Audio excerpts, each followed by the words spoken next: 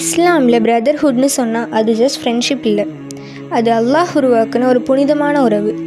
நபி ஸல்லல்லாஹு அலைஹி வஸல்லம் அவங்க சொன்னாங்க, பிலீவர்ஸ் எல்லாம் ஒரே உடல் மாதிரி.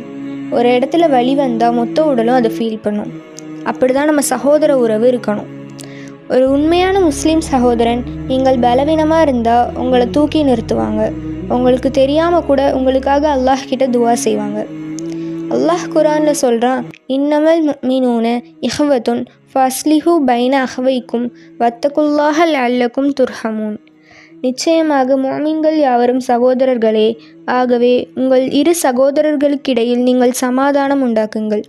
இன்னும் உங்கள் மீது கிருபை செய்யப்படும் பொருட்டு நீங்கள் அல்லாஹ்வை அஞ்சுங்கள். அப்படி இருக்கும்போது நம்ம இதயத்தில் வெறுப்பு, பொறாமை இதெல்லாம் எதுக்கு? இந்த காலத்தில் பல இதயங்கள் பிரிஞ்சு போச்சு.